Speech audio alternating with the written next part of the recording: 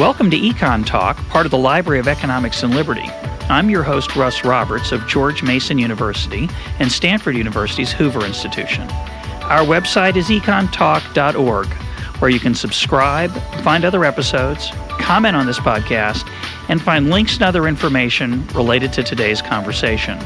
Our email address is mail@econtalk.org. We'd love to hear from you. Today is May 7th, and my guest today is Michele Boldrin, the Joseph Gibson Hoyt Distinguished Professor in Arts and Sciences at Washington University in St. Louis. His latest book, co-authored with David Levine, is Against Intellectual Monopoly. Michele, welcome to EconTalk.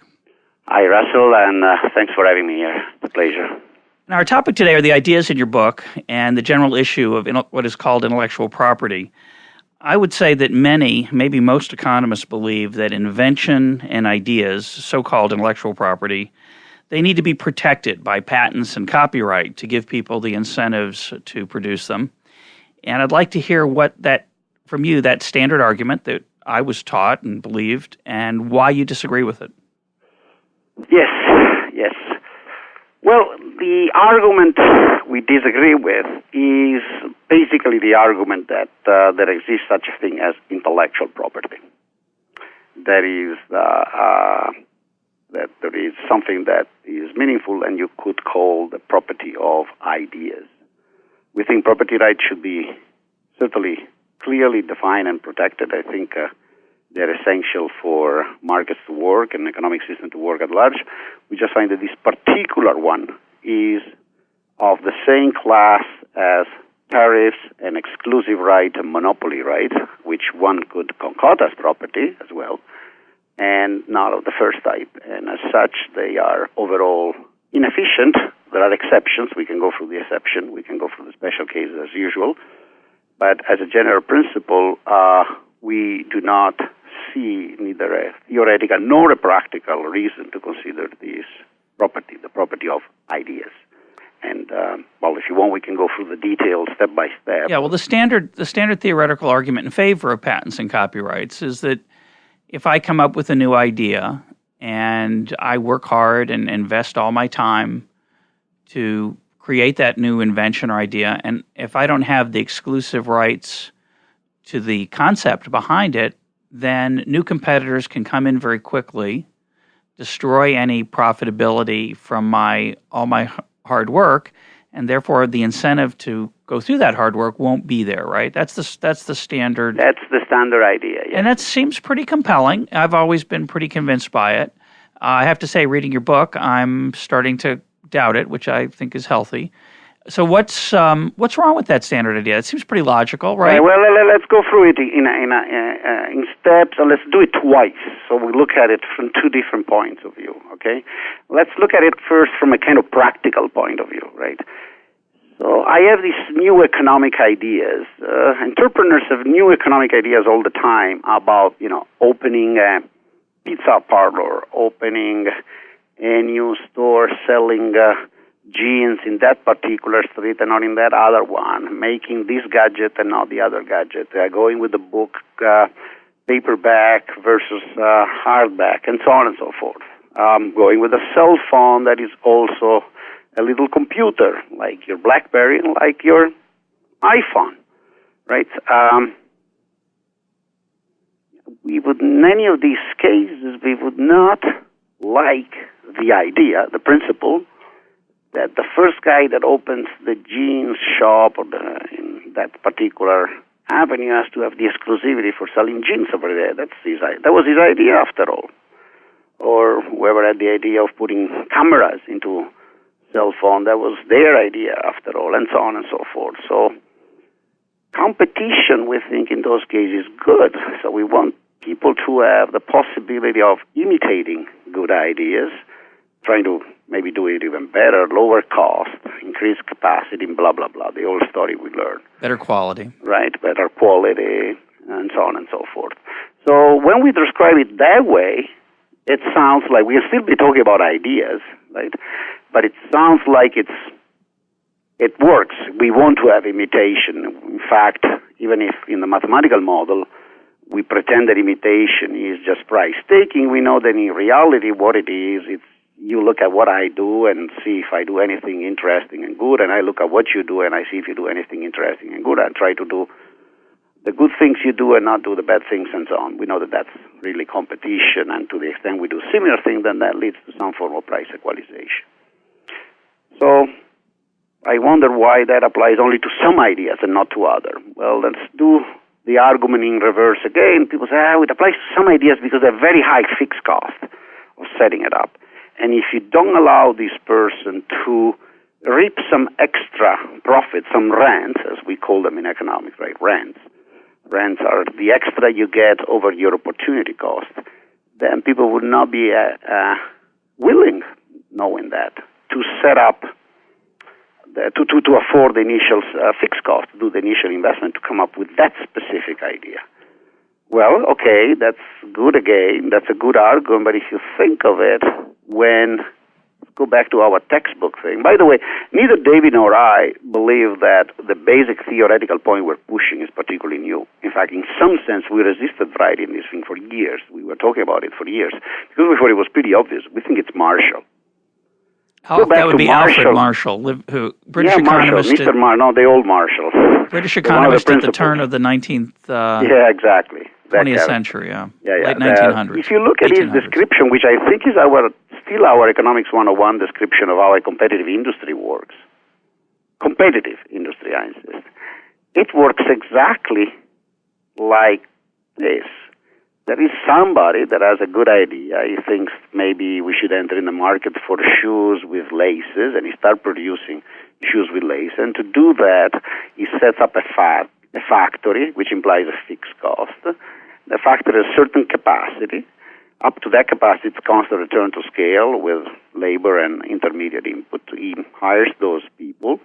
He has a certain marginal cost of producing things, but because capacity is low and demand is high because it's a new idea, he's earning a rent, Marshall tells us. And that rent typically will cover the fixed cost of the factory and more.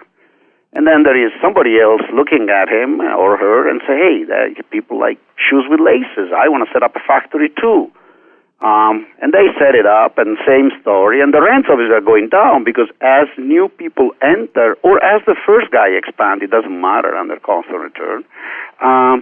Right? Capacity goes up, quantity sold on the market goes up, and price has to go down along the demand curve until eventually the price got at that point in which the extra rents over the marginal cost covers just right the fixed cost of the least plant, of the last plant built, and we say, the industry reached the long-run competitive equilibrium.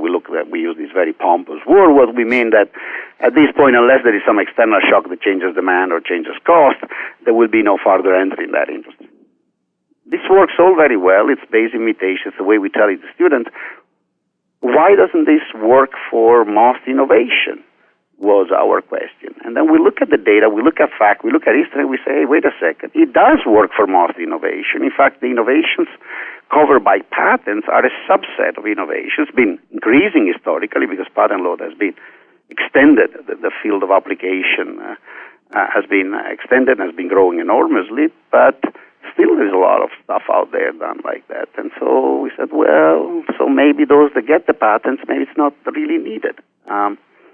So that's the argument that we have against the standard argument. And many innovations, of course, take place without patents, even today. An innovator has a choice. A patent has a cost, both the out-of-pocket cost and then the risk that by patenting the device or the idea that you open the opportunity for competitors to try to work around the patent. And so some innovators choose not to patent and to use secrecy or other methods to keep their ideas quiet.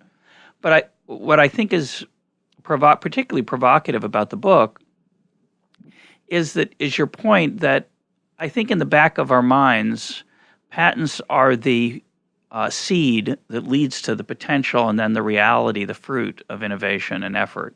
When in fact, historically, in many cases, maybe most, if not almost all, patents come in later in the game to keep out competitors after the innovation's already taken place. That seems to be a fact. That's another fact we realize. Talk about that and why and the rent-seeking, the public choice aspects of this problem? Well, you said it much better than I can, as usual. You're pretty good at articulating thoughts with simple words. That seems to be the pattern when one looks at the history of innovative industry. That seems to be almost deterministic patterns of all of them. You look at all the big innovation of the 20th century. At the startup, at the origin of the industry, there is a flurry, a large number of people, small firms typically, right? The small innovators competing, struggling, copying each other like crazy, sometimes in a nasty way, but with very little patenting around, even if it were available. The classical example these days that everybody talks about, and even the big winner in that game talks about, Bill Gates, is software for PC and then the Internet. You know, the famous statement by Gates, my God, if we had patents and copyright in the 70s at the origin of the industry, there would be no software industry. That's his words. I'm not literal, but which is shocking. Which is shocking because I think in the back of people's minds, if what could be more problematic for competitive innovation than software? It's copied at almost zero cost, produced at zero cost. Yeah, but the problem that there was that what these guys correctly, what's typically the case, you see, when a new industry comes around, say for cell phones. Think about our cell phones. Yeah, they all have little gadgets that are patented, but they're all copying each other. They copied each other like crazy, right, in the early years. If you think of what happens when something really new comes around, Russell, it's exactly what Marshall was describing with a simple formula, right? The stuff is so new, and the possibilities for reducing cost, improving the product, making more attractive to the consumer are so large, and demand is so huge, that is the distance between, that what matters is to lower cost. Yeah. And so I lower cost by copying you, you lower cost by copying me, we're both gaining in some sense, and the opportunity cost of wasting my time fighting you legally because you copy me, it's just too high. I don't bother to do that because I rather spend my time, innovating and trying to build up capacity to make money because everybody wants the new gadget. And there's sufficient profits in the early days. It seems to be, right? You understand, one point that with David and I, we insisted very much, especially in the theoretical paper. It's less in the book. The book has a name. I'm not sure we succeeded. We're not that good. I wish I had your ability to write things clearly. But we tried at least to write a book that can be read by the educated person. It doesn't have to be an economist. We took away every formula and so on. But in the technical work that we did before writing the book that led us to this conclusion, which by the way, it was all stuff on growth and so on. We insist that the point that what we are suggesting, why we think it's worth going back to Marshall, is that it does allow for patents or something similar to patents, prizes and things of this kind, to be sometimes socially useful in certain special circumstances. It's true, if the cost of innovating is gigantic, and it's really easy to imitate and copy, and in particular if it is really easy to expand capacity very quickly, then my argument fails. So you understand, it's a quantitative thing. It's an empirical argument. It's an empirical argument. I'm not trying to say, look, I discovered some deep truth, absolute truth in which it's always the case, by definition it has to be like I say. I say, look, here is a model that allows you to think of the problem and you see where the trade-off is. It's between the fixed cost of innovation, the speed of imitation, and how quickly you build up capacity. How quickly competitors build up capacity. I want to encourage readers to look at the book and read it, and if it is available online at no charge if you want. We'll put links up to that, or you can have the version that's nicely bound and you can hold in your hands, and you can pay for that. So you have your choice. But there's a lot of interesting historical case studies in the book. So I encourage. We're not going to have time to go through the histories that you tell in there and the stories you tell, which are very, very provocative. I remember resisting for a long while, saying, okay, let's go in public and tell people that actually we think patents are not useful, are not necessary, right? I mean, It was always this argument coming out of the theoretical model, which was essentially the thing I described before. Marshall made it a bit fancier, if you want. And then we always got to this conclusion and said, no, hold on, that sounds crazy, right?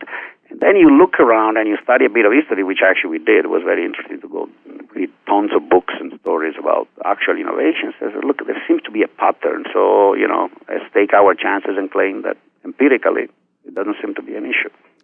Well, the two things I that come to mind listening to your point about it being an empirical question is, I think in economics we have this terrible tendency to look for proofs.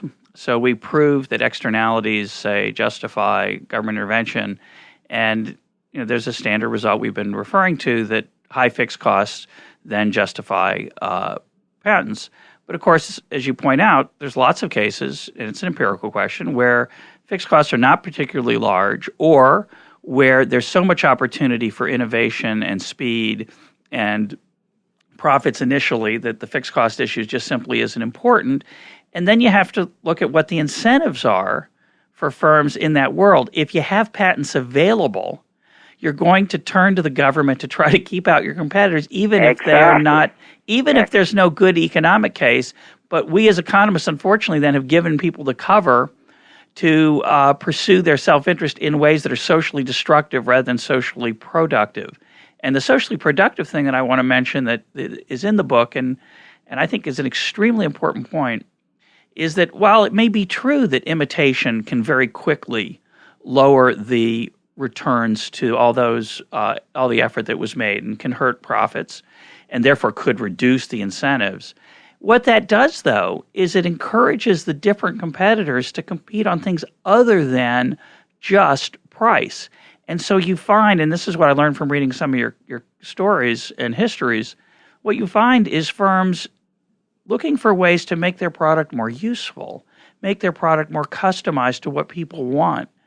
And I think that, again, the choice that the innovator has, should I turn my efforts to rent-seeking, to look to Washington as a way to make higher profits, or should I turn my way to the consumer and try to make my product more valuable? We want people to turn their efforts to the consumer.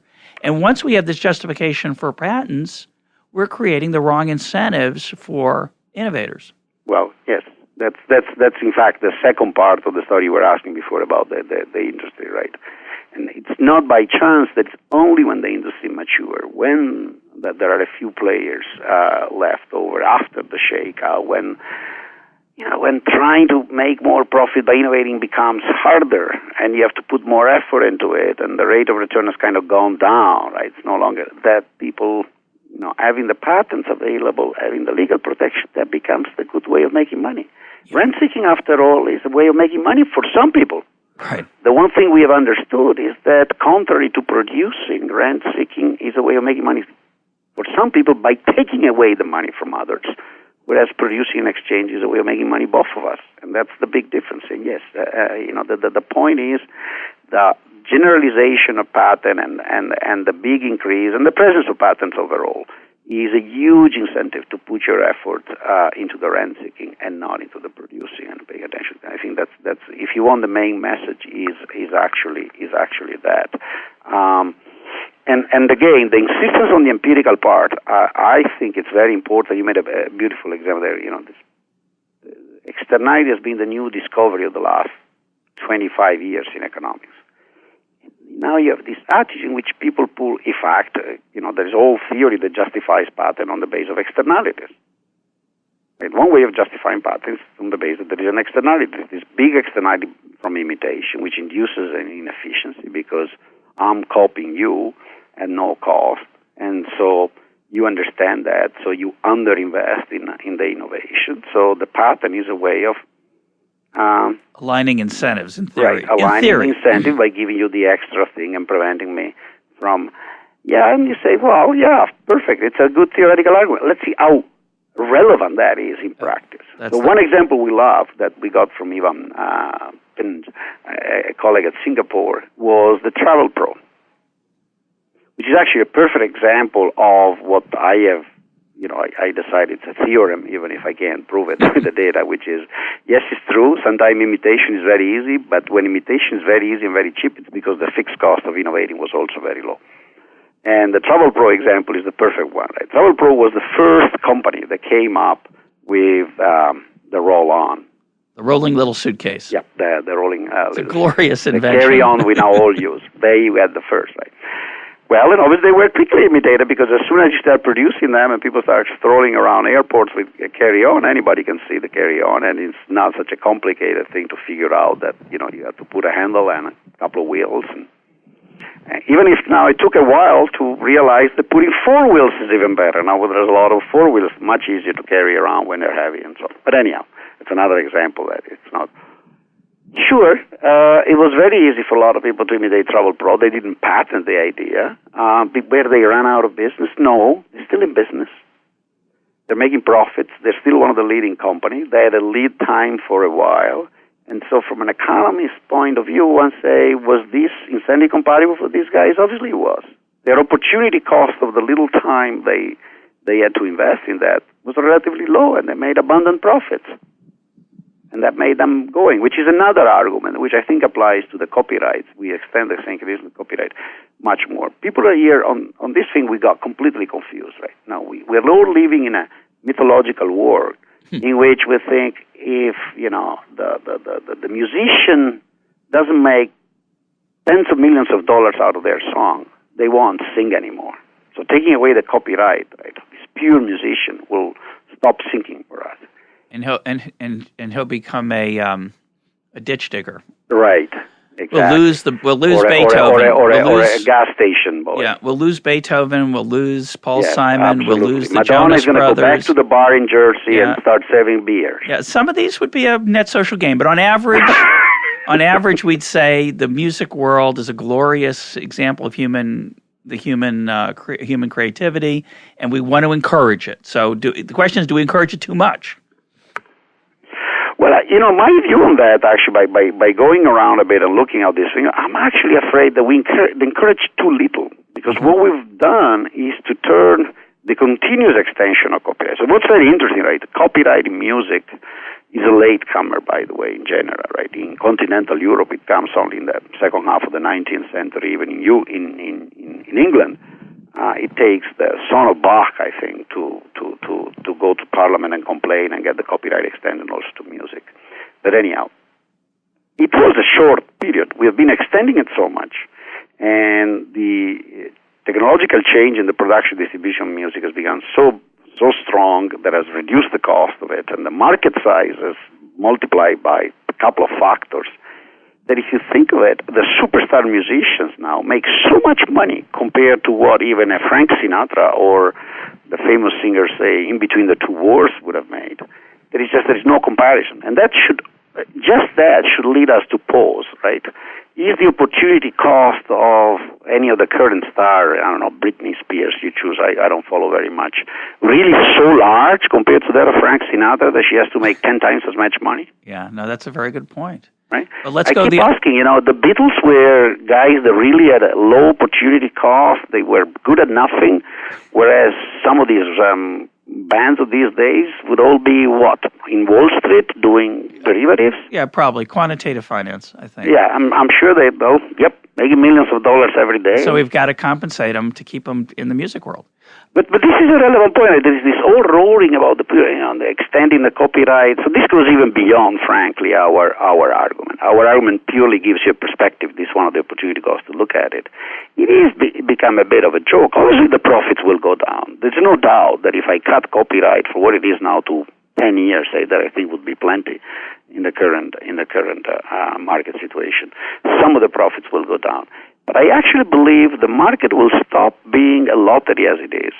You would have the big companies that milk the market by pushing and the big stars and keeping the fences and keeping the gates for the small guys will have no longer reason to exist, and will probably be less of a lottery and more of a market with more players. So I actually believe that a reduction of copyright by changing the structure of the music industry would actually open doors to many more musicians than now. But you make a very important point that I think for those listening who are horrified at what we've been saying, and I want to mention that I have a lot of good friends who are intellectual property lawyers, and they make a very good living in this system. And of course, they are self-interested in this argument and discussion, as are the artists. It's really important to remember that when an artist tells you that copyright's crucial for their productivity, you have to take it with a grain of salt. But I like my friends who are in intellectual property, and I hope they thrive and prosper, whatever they do, and take care of their families. But it is we have to concede the fact. I think it's important that the listeners realize, is the point you just made, that profits will go down. Now, I think the worry is they'll go to zero. So I want to take that example as sort of an extreme case.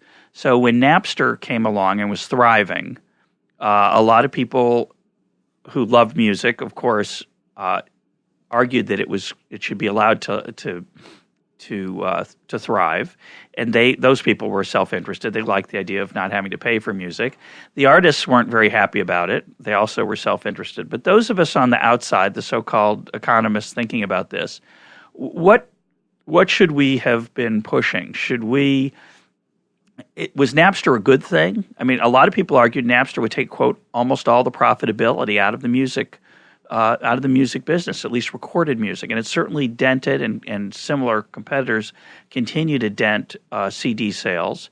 Are you suggesting that if it was legal and above board, that the profits that would remain would be sufficient? Or is that an empirical question we don't have the answer to? Well, we didn't at the time. So that Napster is the one thing that we decided to go public about. It was the first time we took a position. In fact, I remember with David setting up a web page called Why Napster is Right. And then there is a little private story behind it that we have time I'll tell you that tells you a lot how business is done. But anyhow, so at the time we took a bet. And in fact, we were very careful in drafting the page. It says, why Napster is right is, first of all, not a statement about is Napster legal. It's obviously illegal given the current laws. We had no problem. It was a fact. Yep. Same that Pirate Bay, the site that the Swedish Pirate Party had set up to provoke, that was sentenced just recently, obviously was illegal. And it's not obvious what the effect will be in the long run. The reason why we argue it's right is because it's showing what current technology can allow us to do, and what the current property rights system in the music industry is preventing, is blocking technological advances. So it's a useful provocation because it allows you to think about. But we could not tell in 2000, 99, 2000, I think was the period it came up, what the final outcome would have been. Now, actually, we can tell. Why? Well, because, Napster is dead, but have you checked what's online? I don't. I'm not a borrower or pirater or whatever phrase, neutral phrase. Well, I do it for scientific reasons. I do it for research purposes. In fact, when I was in Minnesota, that I was very involved with this, I asked my dean for a special authorization. I mean, that the university was blocking all access to all kind of P2P software, and I asked for an authorization to do it. It says, I have to do research on this, and I got it. So I actually, and actually, jokes aside, I actually don't use it because it's very time consuming, and that's one of the reasons. So it's not true that it's free, and if you look around, there is everything potentially. But guess what? Yes, there was a dent in the CD industry, but not a big deal. And profitability hasn't gone down very much, in spite of the fact that there is this stuff, and this stuff is theoretically free. It's not free.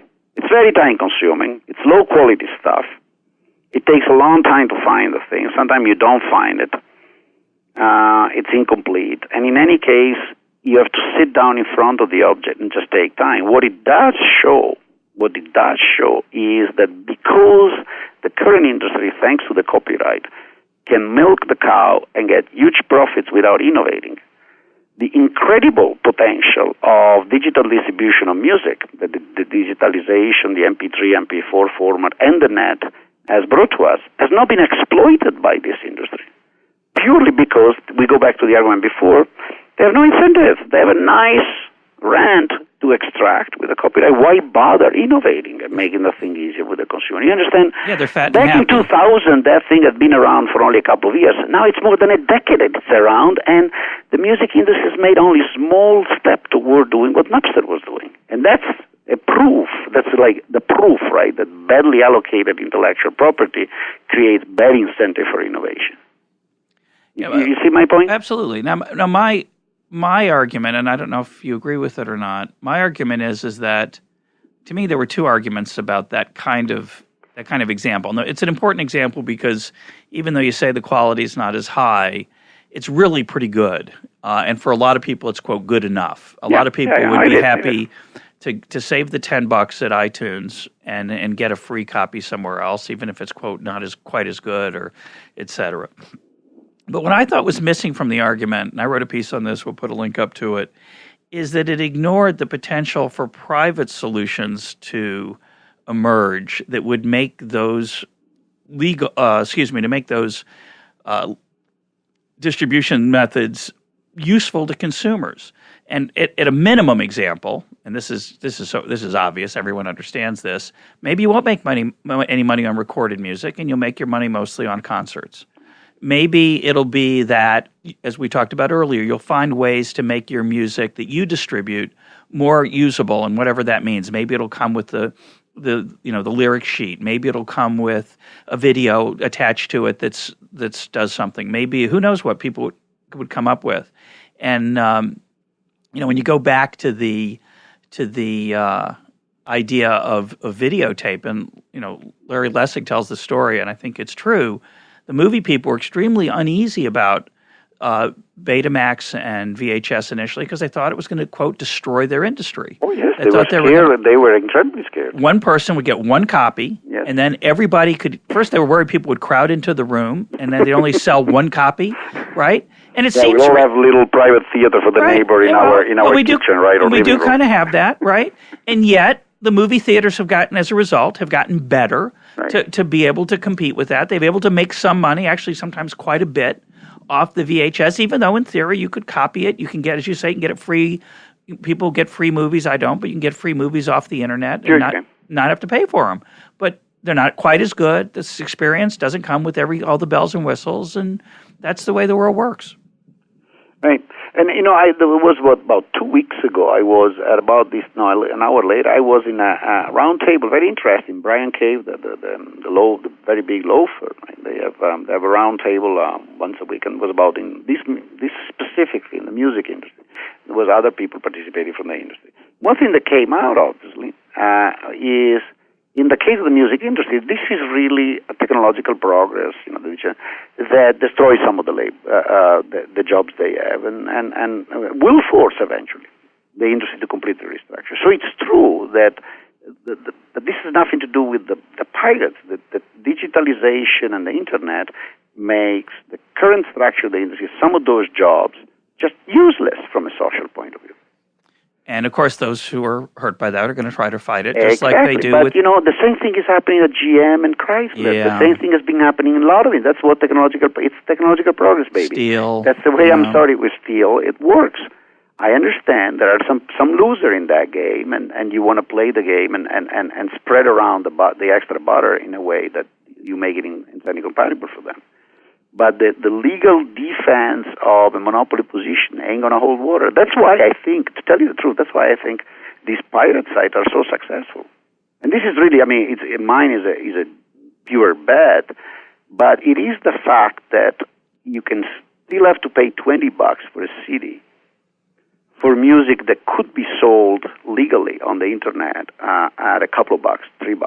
Yeah, I'm surprised iTunes is still $9.99 for an album. It's nice that it's cheaper than the CD, but I'm surprised it's not much cheaper. Yeah, but you understand, iTunes has de facto accepted. I think they actually had a policy statement about that. The people copied. So I did actually some little.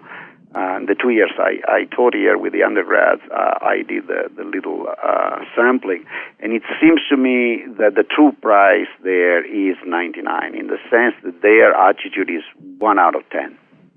Meaning I pay for one tune and I share with 9 buddies who are sharing something for me. Right. So basically the content, you take your typical iPod and you look at it, it's got a few thousand things in it, and you say, how many of these did you buy? About 10-15% of that. That seems to be the effective price. And the impression I have is Apple is putting up with that and understanding that's part of the deal. That the people by private initiative are in some sense... They're burning CDs for friends, and then they put that on their iPod. They're kind of lowering the price at close to the marginal cost. That's interesting. And I think that the big incentive the kids have almost to go to this illegal site is because the distance between what the price could be and what the price is on the market is so gigantic that it blows off your moral restraint. You say, what the heck, I'm $20.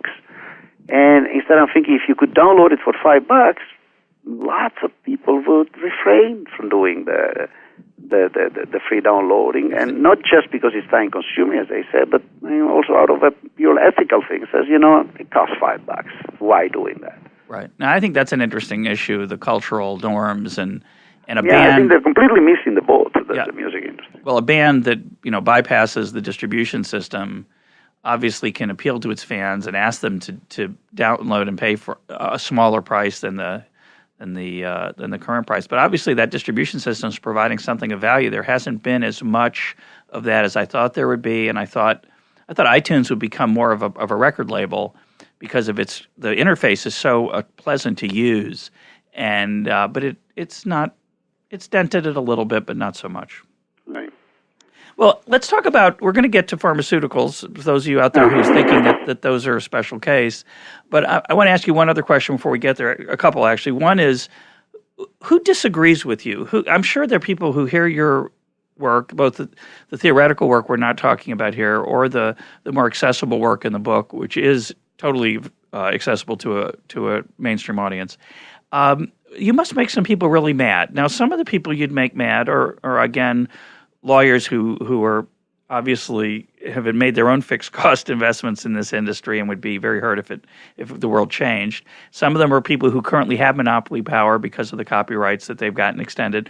But are there people in the economics profession who really disagree with you? Yeah. And what is their argument? What's their counter argument to your claims? Well, before I answer, you made the right list. But I have to say something. So, for example, the one area where, from the start, we got much more interested and warm reception was actually the legal, among legal scholars. And there, the reason was, if you want, one of quantity, in the sense that legal scholars that work on intellectual property are painfully aware that it's gone out of control. So even those, Lessig is an example, and Mark Lemley at Stanford another example, they don't, I think that maybe following the debate with us, they're changing their position. Mark just recently was getting quite close to what our position was, but their basic point is not that you would do without patent and copyright altogether. Their basic point is that if the thing has gone so much out of control, it has to be scaled back dramatically because it's become pure rent-seeking and the property right efficiency part has got out of control. So they appreciated some of our points from the start.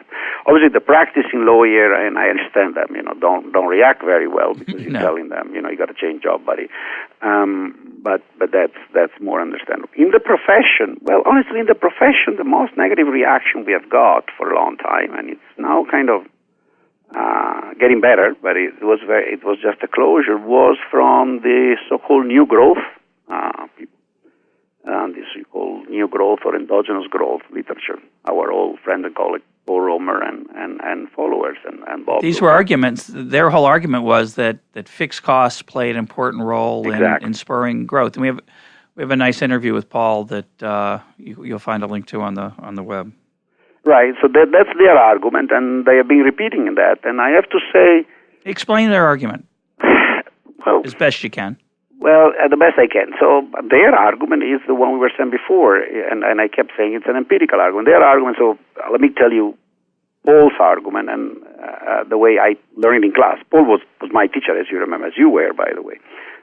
People may not know, but I was a student at Rochester when Russell, I think, was a young assistant professor there, and Paul Romer was too. Paul's view was, and I think a confusion, I cannot help to see the confusion in the argument, is innovations, technology, the thing economists call blueprints, when they write a production function, okay, are public goods. And as such, they are non-rivalrous and without legal protection, non-excludable. Hence, there is an intrinsic increase in return. Because for a given technology, the production function has constant return to scale in the standard factors. As you double the technology, you're going to have increase in return. So when you write it down with all the proper factors in line, you get this situation. Increasing return comes from the externality. There's an externality from the technology, from the blueprints, based again on this idea that once an idea has been discovered, everybody can use it at zero cost. That's the basic principle, the basic intuition behind that. Ideas, productive ideas, once discovered, can be used by everybody at essentially zero cost.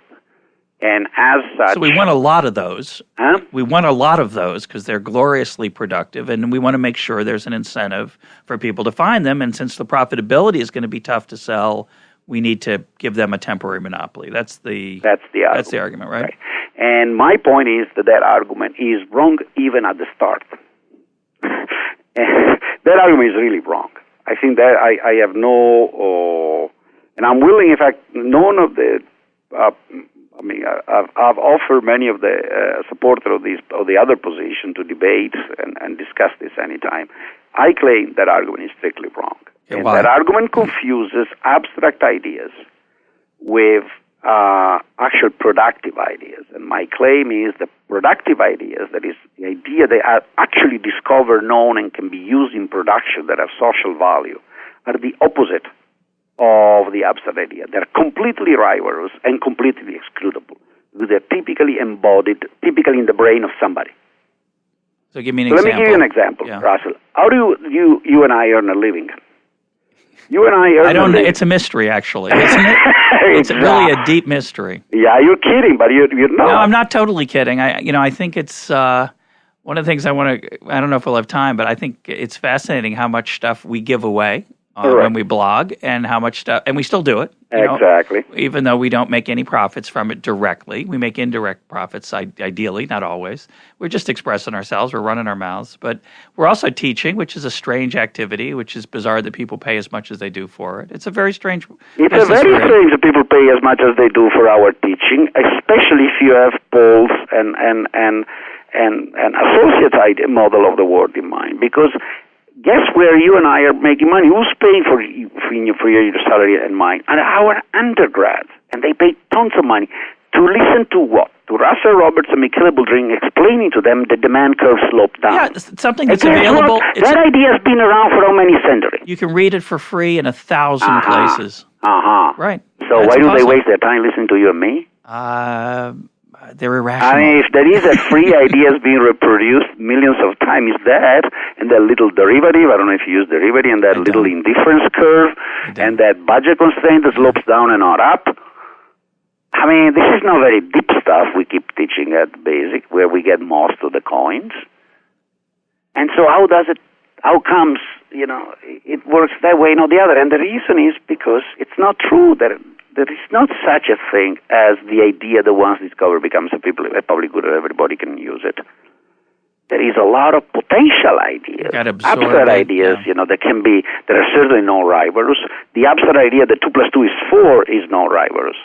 So it's true that I can have a copy made in my brain and a copy made in your brain.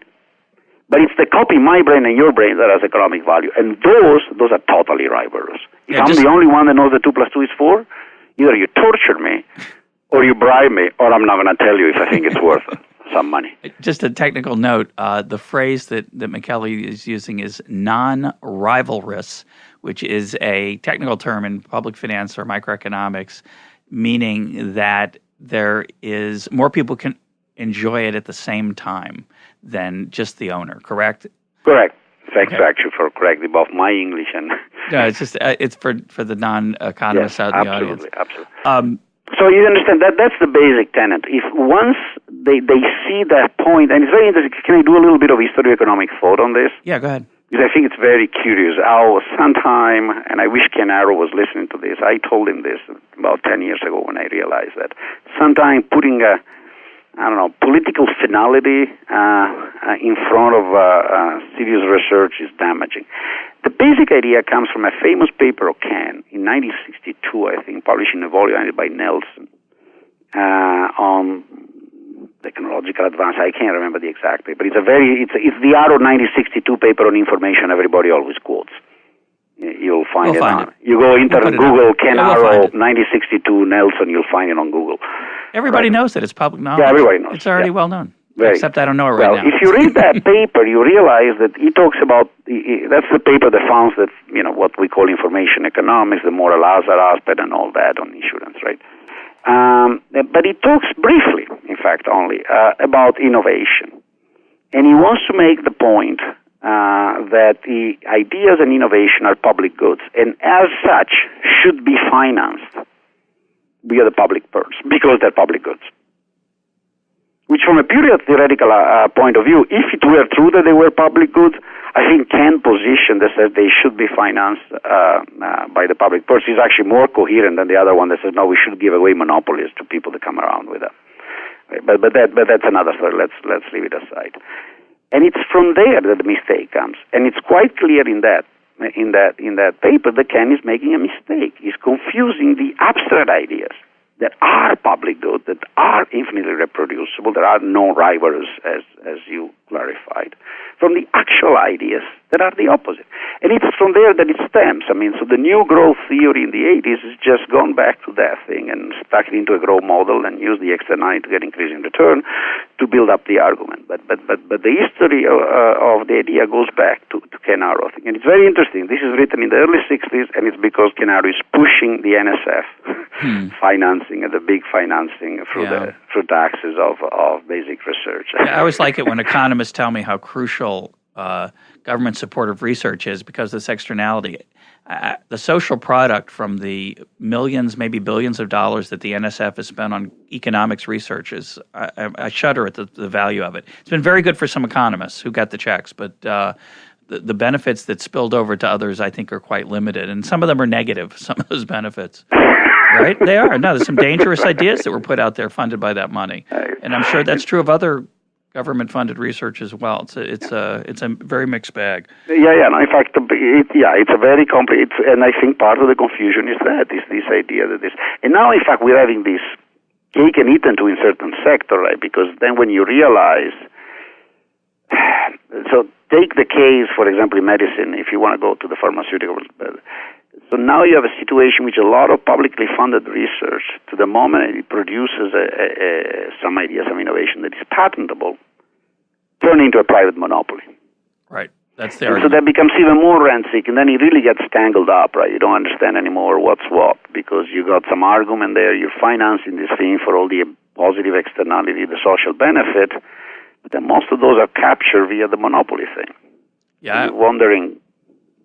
Now let's turn to that. Although before we do, I want to mention to listeners that the podcast with Amar Bideh, which we'll put a link to up on this podcast on the website at EconTalk.org, that podcast also talked about this very interesting distinction between the most public ideas that everybody can steal and then how they're actually implemented. And that the public ideas, we really don't care where they're developed, whether in America or anywhere else, but the implementation matters a lot. And they matters a lot because how people prefer to use the idea is important. And I really like your idea, Michele, of the camera built into a phone. So a camera in a phone is a goofy idea. If you told somebody that in 1970, they'd laugh at you because phones sat on people's countertops and there'd be no use for it whatsoever. Somebody invents a cell phone. It's good for talking to people, and then enough people have them, you start to find it useful. Why would you ever want to put a camera in there? Well, somebody has that idea. And as you say, that idea of putting a camera in a phone, once somebody has thought of it and produced one, that's totally public. Anybody can get it. You can't hide it, that there's a concept like that. But the whole value of it is the implementation and how it's put into the phone and what you do with the phone and how do you or can you email it and can you put it up on a website and what's the quality of the camera? I mean, and those things are all much more private and much less public. There's a publicness to them, to the process of putting the camera into the phone as well, right? That can be copied, as you point out, but I guarantee a lot of people can figure that out very quickly. The idea that you could somehow get a patent on that because you thought of it first is a little bit absurd. I'm getting worked up here. That you do, right? You have the one-click button and so on and so forth. Right. This extension. And yeah, before we go to medicine, maybe it's related. That also, and it's clearly coming up, the evidence. I mean, I'm not such an empirical researcher. I do a bit, but people that are much more dedicated, like Besson and all, the group working with him, are documenting that the negative impact that this patenting of everything, every small epsilon, is starting to become extremely damaging in areas like software. Because when you have complex objects that you're producing that use thousands of inputs, starting to patent this and that can actually end up patenting very key steps in the production process of dozens of other new products, and those get blocked. And so, and again, I can't emphasize enough, and your book really forced me to think about it the way I hadn't before, okay, maybe there's an argument that something in there ought to be patented or not, but we know that the way the political process is going to react to that is to favor the entrenched existing competitor at the expense of the would-be competitor. And that's just, that public choice dynamic is disastrous. Right. And it is what we're facing right now. But I tend to do, when I go to debate that has to do with policy, obviously I take a position. If I have to do the policy, I wouldn't abolish patent and copyright overnight. David is a bit more sanguine than me, and he would say, we should try the experiment. I mean, I'm more like, I see them a bit like trade tariffs. I'm a free trade guy, but I also understand from a practical point of view that if I abolish every trade restriction overnight, I'm going to have insurrection. We can do it slowly. I think the idea of shortening the term is a good starting place. Right. You want to move slowly, shortening, and that would be a good way of experimenting. Certainly, as opposed to lengthening, which is the way we're going. Which is the way we're going, right. But let's talk about pharmaceuticals. Yep. The standard argument there is that the fixed costs are extremely high. The research into a new drug is very uncertain. You don't know whether you're going to find what you hope to find. So the return is very uncertain. And without patent protection, people would not seek out new products. True or false? Or what do we know about it?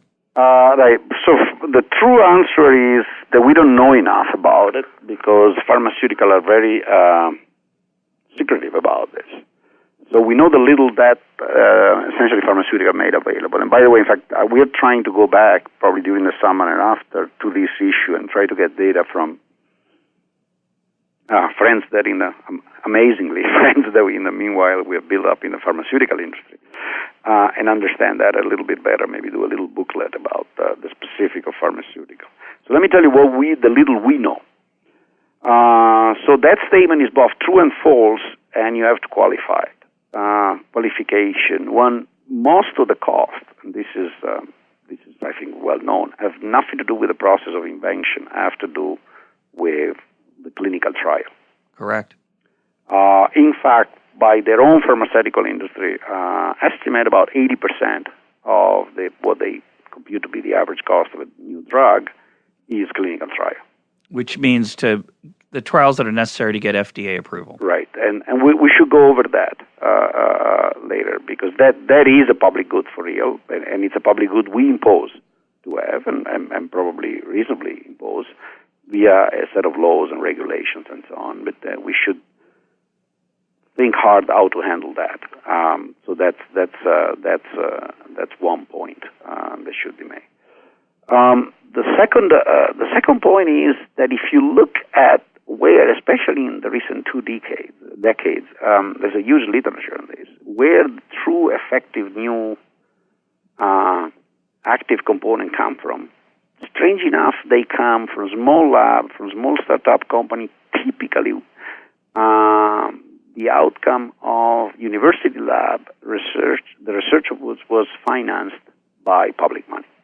And then licensed to a large firm that has the capability of going through the typical procedure, if you're a medical researcher, pharmaceutical research, is that you get your research lab running, financed by NIH or whoever, NSF, whoever is financing you. Once you hit something that it can go commercial, you walk over to the patent office of your university. You use the Doyle, whatever was the other senator, Bill, I think. Bay. I think it's Bay and Doyle. You sit down with these guys. They want a cut. You're going to get a cut. You're going to create a small company, a small startup outside, sometimes with a contribution university, sometimes just by yourself. It becomes a one-product company. You develop the thing until you think it's ready. You patent it, obviously, in the meanwhile. Then you run over to you make a phone call over to the big pharmaceutical and says, guys, you want it? I have the patent, I'll sell you, and we'll take it up, and then they do the legal work and they do the marketing. And so the big pharmas have actually become that object that essentially take the product and commercialize and legalize them, and a lot of their costs have to do with that. So the question is that if that little creative... Is that efficient system? No, the question is, to start with, is that brilliant researcher in the small lab, what would that person be doing if the patent opportunity weren't there? Right, and there I don't have an answer. The only thing I can say is that the little data I have, that's why, there might be some room there. The little data I have does not show that since the Bayh-Dole Act and since the extension of patents in pharmaceutical, innovations have exploded and new marvelous drugs have come out that before were never produced and so on and so forth. In the chapter, which have pharmaceutical profits gone up? Oh, yeah, you know that.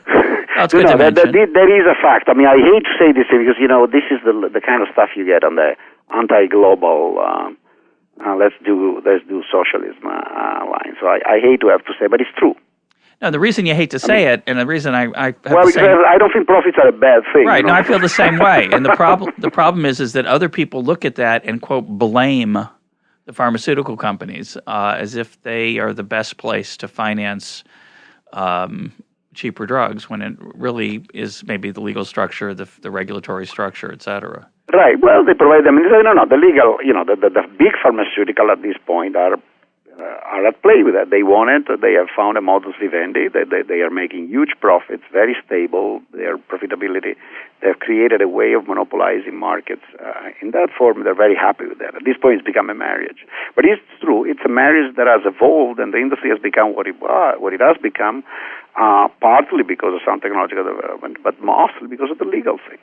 And that it doesn't have to be like that. That we try to document in the book. And the example of the Italian pharmaceutical industry, but of the Swiss one is the most amazing.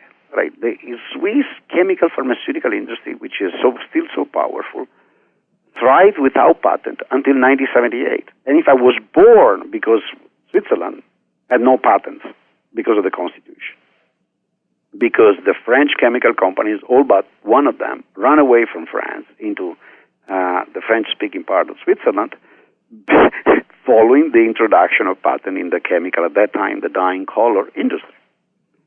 And all those that could not get the main patent, which was actually the patent on the fuchsia color, ran away because that was the only way they could keep producing their stuff without having to ask and pay for the license from La Fuxine. This is the second half of the 19th century. And it's quite amazing. And the Swiss pharmaceutical company evolved for more than 100 years in complete absence of patents. You say in 1978 or 1878? No, 1978. It's 1978. It's very interesting. On pressure, there is a huge pressure, lobbying pressure, mostly from Anglo-Saxon pharmaceutical all over Europe. And the Italian Constitutional Court rules that the law prohibiting patent in Italy, it's a law, is not constitutional for some complicated reason. Never understood, but that's okay.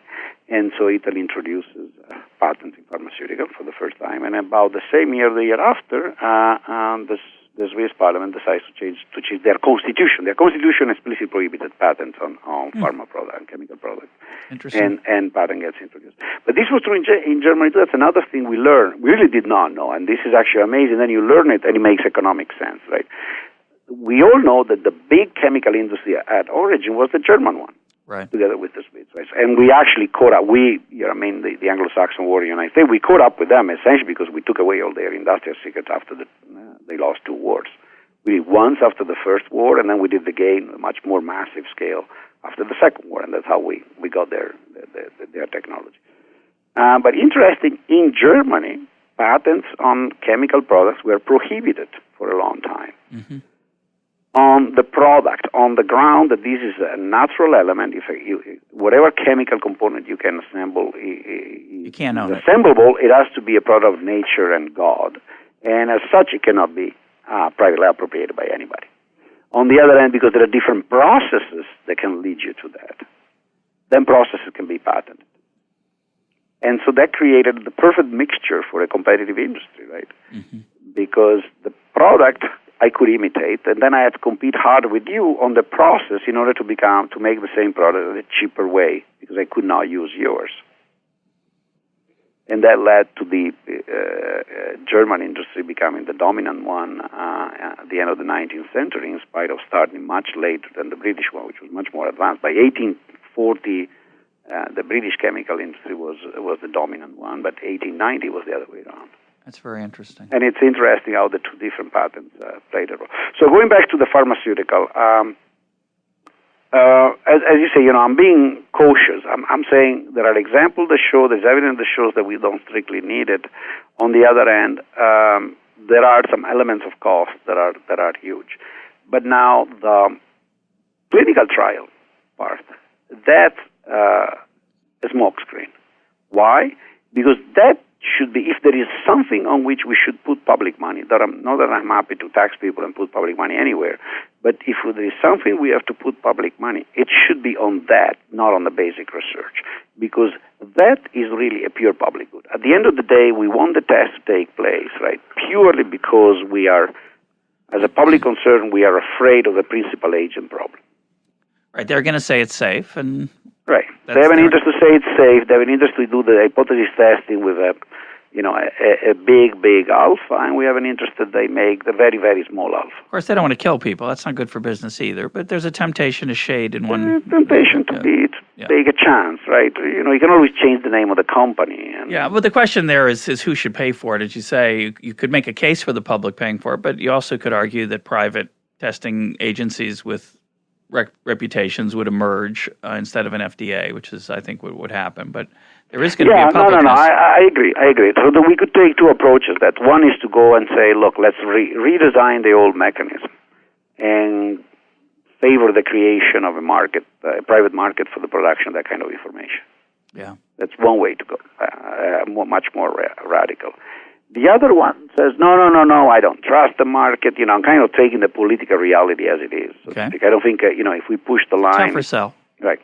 So let's take the political reality as it is. Says it has to be monitored by the public. Says fine, but it has to be monitored by the public because it's a burden that we impose as a government, as a state, on the firm. It should be paid by the public.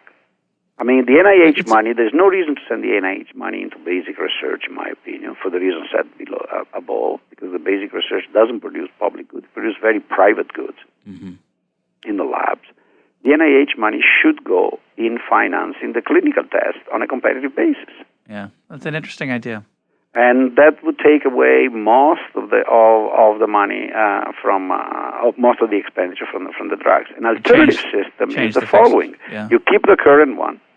So I pay, say, the drug costs $1 billion, 800 million of those have gone in the clinical trials, and I am the only company that has done it, and I am the only one that has the FDA approval. No patent, but I am the only one with the FDA approval, so I'm the only one selling it. If somebody wants to come in and sell the same drug with the same active component, all they have to do is give me 400. We'll split the cost. I've already done the cost, the clinical trial. No reason they do it again. That would be a social waste, right? That would be a social waste. I mean, if mine has been done properly, there's no point in redoing the sampling. Well, split the cost, 400. A third company can come in, split the cost again. Right? Yep. Right? I don't see, a well-done version of this simple idea has to work. If the reason why pharmaceutical needs the long-lasting pattern is the fixed cost of the clinical trial, then the answer is split it with the competitors. Is that legal? Yeah, no, it's not. We have to change the regulatory framework, but all you have to do is the FDA would not give approval unless these people have purchased access. They're right by paying the licensing model. Right. It's a licensing model, but it's a licensing model that is different, right? Because it's a mandatory licensing, and there is a very clear price. The price is the cost of the trial. Right. It's a bit different from correct. But anyhow, on the pharmaceutical, it is complicated, partly because the industry has taken a certain structure. But it seems to me that the argument that says absolutely we need the patent because the costs are so large is weakened by the fact that most of the cost of the clinical trial, and on the one hand, and on the other, there is plenty of example of thriving pharmaceutical industries that grew without patent. But now the one we want to monitor is the Indian one. Yeah, you mentioned. I don't know if you remember Sugato. He was a student of Ronald Jones at Margit.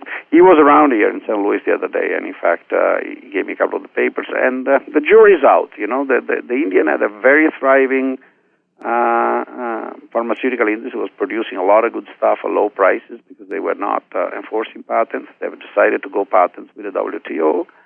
And my prediction is their industry will monopolize, oligopolize, restrict, and become less efficient, make more profit. Less innovative, yeah. And less creative. He works on that. He says, yeah, it seems to be ongoing, unfortunately, that way. But on the other hand, we are gaining because some are becoming big world players. We'll see. That's an interesting example. Yeah, we'll see. The experiment is being carried out right now. So I want to close. We're short on time. I want to close with something we haven't talked about that I think you have an interesting perspective on, which is just the nature of competition. Your book is really a story of Schumpeterian competition, where a new industry gets created really out of nowhere. Sometimes it destroys a bunch of existing competitors because of what the product's able to do. In the short run, that firm does very well, but soon competitors come along and knock it down, and price falls, et cetera. That was the view of competition in economics. As you say, it's the Marshall view. Schumpeter jazzed it up a little bit and had some insights about it, obviously, and gave it a sexy name, creative destruction. But that view became very much doubted by the theorists in economics starting around, I don't know, you tell me, in the 80s and 90s, when game theory became the way to look at innovation. And there was a strong argument from the game theoretic approach, which was being first is really important. You get a certain natural advantage, and you can get stuck, you can get in the wrong paths, et cetera. How does your insights and your study of the history of innovation interface with the Schumpeterian versus the game theory view?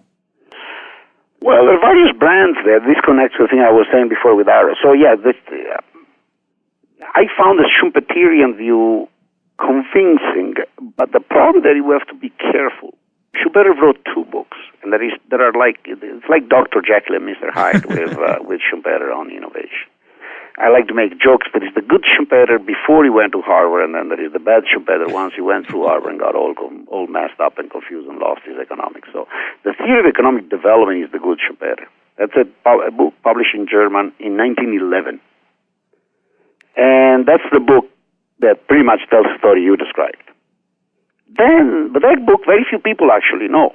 Right. They know Schumpeter through Capitalism, Socialism, and Democracy. Exactly. Is that the bad Schumpeter? Have you ever read it? I have. The part of it is phenomenal. Well, the part where he says we have to remain free and that socialism is bad. Right. But not the part of, right. But you understand. He's concerned. But remember, Russell, back then, that's the same time, roughly, a few years earlier, this was published, I think, in 42, 43, but it's the same frame of mind that people had, and Hayek correctly criticized in Road to Serfdom. What is he saying? He's saying socialism works. It's a bad thing because it limits my freedom, but economically, guys, the system is working. They were all confused, right? This idea that under Stalin steel was being produced by the thousands. So he is concerned. He says, damn it, we're facing a complicated problem here. We had a big depression. We got out of it only through, he fought, all the planning policies. The Russians are working fine. All socialism is working fine. They have all the planning, the big thing. Capitalism is a mess. We can win the battle only by innovating. And then he goes into this absurd conclusion that is the second part of the book, that the way to innovate is to have these big oligopolies. And remember, this defense there is not even the fixed cost. It's the ability to plan. Uh-huh. You remember? He talks a lot about the fact that you need planning because the productive process has become very roundabout, very complex, and you cannot let things just happen in the market when you need this ability to plan. I haven't read that part. I've only read part 2, which is phenomenal. The part against he's very concerned about it. But he sees the market system weaker respect to the socialist system, and he thinks way out of that is the big multinational that has big resources, can put in the big plan, can look forward for a decade, and don't have to look at the quarter report and so on and so forth. So that actually affected a lot, I think, that line of research in I.O. In fact, all the famous I.O. guys after that all claimed to be Schumpeterian, from Scherer and so on.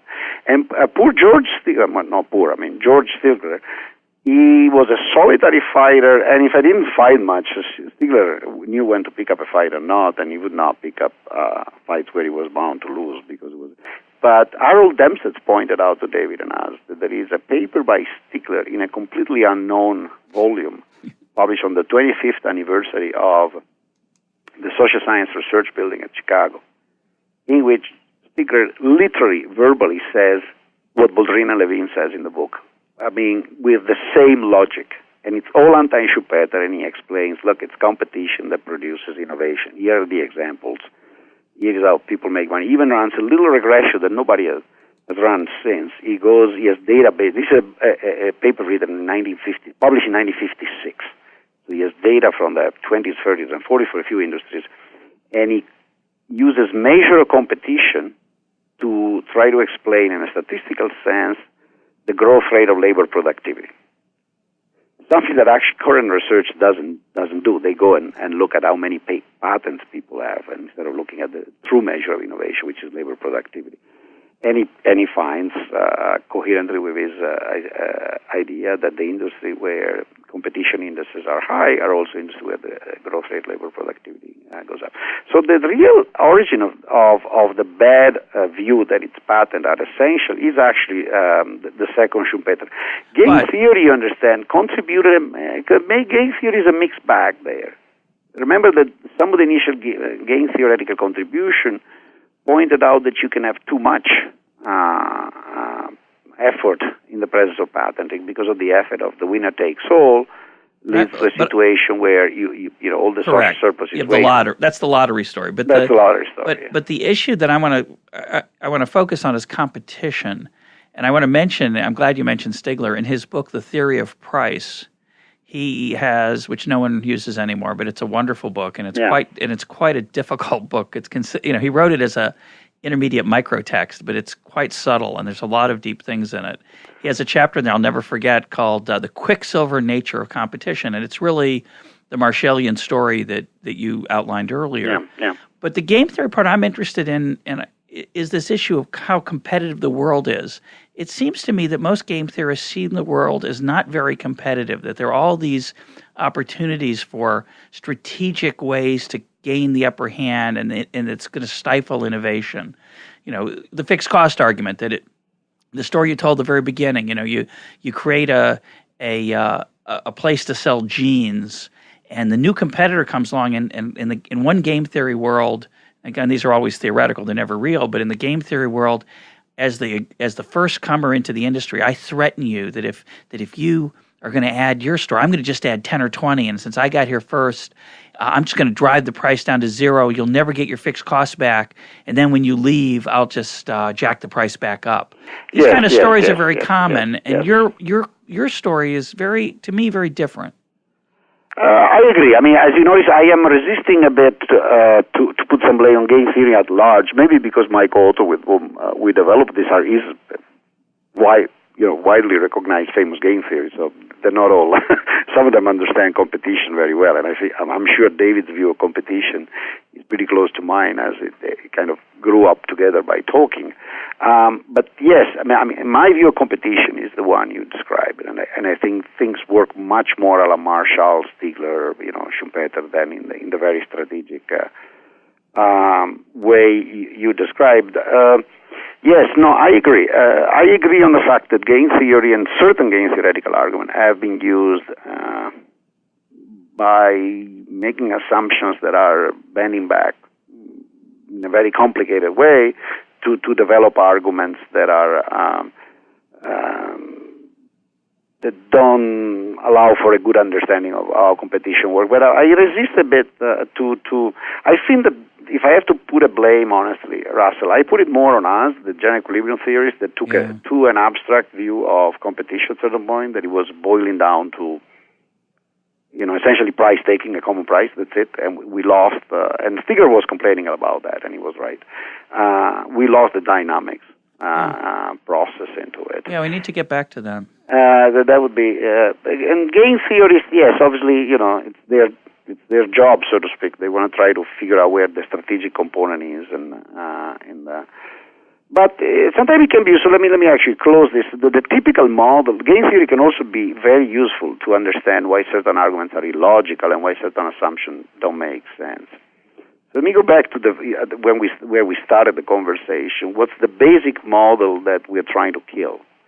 And the basic model we're trying to kill is the one that says, look, there's a fixed cost, and if you allow imitation, then profits will dissolve, and this guy will not pay for the fixed cost, right? That's the very, very basic, super intuitive argument. And the reason why they say prices are going to go down and marginal cost is because they are assuming that people will play Bertrand, right? Right. Well, so this Bertrand, actually is an observation that David made one day, and then we sat down and checked, and he was correct. He says these guys are wrong even in their own argument. So let's assume that this standard argument is correct and use a little bit of game theory. So there is Russell Robert, the potential innovator, and there's Michele Boldrin, the potential imitator. Okay, so Russell obviously moves first, right? I have to imitate you. Right. So Russell moves first and decides to innovate. He spends minus F, $100 million. Cost, yeah. Okay? Right now he's sunk the $100 million in the fixed cost, right? And he's getting ready to roll on the market when Michele looks at him and says, maybe I can imitate Russell. So Michele's choice, moves second, is imitate or don't.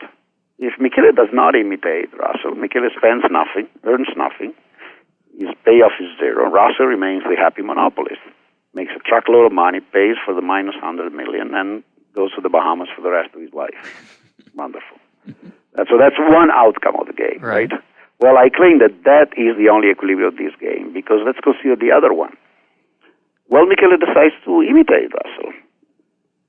It's a cheap imitation, so he spends $10 instead of $100 million. It's really, he's also Italian, he's a cheap guy. $10 and he copies Russell, right? Now both of them have the product, and they go to the other equilibrium. They play Bertrand, they kill each other. What's the payoff? Russell is losing $100 million. Michele is losing $10. Hey, guess what? They're both worse off. Yeah. Michele is worse off too, according to the argument. So, because he might be cheap, but he ain't stupid, he's not going to imitate. So, you understand, that model, if you work it out logically, I'm not saying it's the right model, I'm just saying, but the point is the assumption. But if I work out the model logically, I get to an absurd conclusion. That that the first guy in gets a monopoly and no one ever Exactly. challenges ever. The first guy always gets a monopoly and nobody ever imitates, which obviously is not what we observe in reality either. So something is wrong. And what's wrong is the unbounded capacity that leads you to play Bertrand. Bertrand is French, correct? French game, French, game theory from what year? What well, back he's old. He's shortly after Cournot, I think. But this 19th century. Yeah, 19th century. And his idea was, when you have unbounded capacity, everybody produces, and therefore they're forced to sell at marginal cost because there's unbounded capacity. You have to give it away. You have to give it away. You have to give it away, basically. But you understand that is the assumption that leads to the insane conclusion. That's one good way of figuring out what's wrong by looking at the implication, right? And it links to the Romer's idea. It's true. If imitation and making copies of idea was completely costless, we would have unbounded capacity. But that's not true in reality. It could be close, but it's not zero. Well, maybe close sometimes, right? But it's not exactly true. And when being close is not the same thing. That's the important thing. The being close is not the same thing as zero. It makes a big difference there. And from the theoretical point of view, that's our point. And from the empirical point of view, is hey, look out there. Well, I don't want to pound on game theory, make you pound on. I just want to salute your the ideas of competition that are both implicit and explicit in the book are very. I like them a lot. I think. But that and the empirical nature of the book is also a very good thing. My guest today has been Michele Boldrin of Washington University in St. Louis. Michele, thanks for being part of EconTalk. Russell, thanks a lot. This was a pleasure. Nice conversation.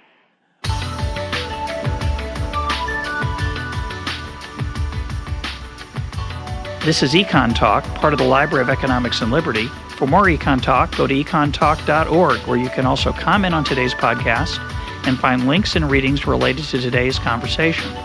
The sound engineer for EconTalk is Rich Goyette. I'm your host, Russ Roberts. Thanks for listening. Talk to you on Monday.